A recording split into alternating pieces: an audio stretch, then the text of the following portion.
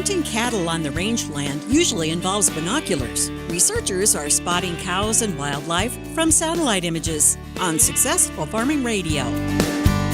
Successful Farming Radio, providing information farmers need in the field, in the shop, and in the office. Committed to growing your business in agriculture. Check out our full lineup of Successful Farming podcasts. The Successful Farming podcast goes in-depth into the topics that affect farmers and ranchers. The 15 Minutes with a Farmer podcast offers a quick conversation between an editor and a farmer. The SF Shorts podcast offers bite-sized interviews about agricultural topics.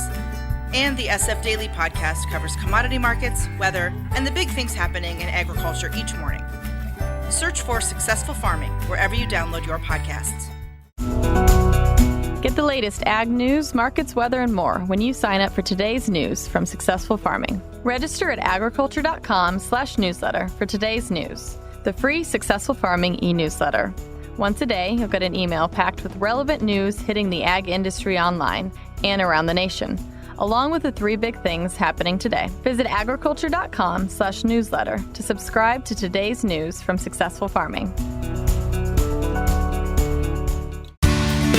Students at the University of California, Santa Barbara spent hours and hours over 8 months counting cattle from satellite images in space. Just imagine the Far Side cartoons they could come up with. Doug McCauley is an ecologist and professor at the university. He says the rather comical cow counting had a purpose: to measure the interactions between elk and livestock where their ranges meet or overlap in a park just north of San Francisco. You would have cows and elk sometimes in the same pastures. Each was selected for things that suited their own biology and ecology. But what we were able to see for the first time as we watched pasture by pasture each of these clips from space was that even when they did interact, they had preferences and they would keep themselves apart. So the details, how they use space, gave us really good insight into how they may compete and how they may share disease. Eventually, students will get a break from counting cows. He says the next step is using artificial intelligence to automatically identify cows in these images, as well as other advances in rangeland management.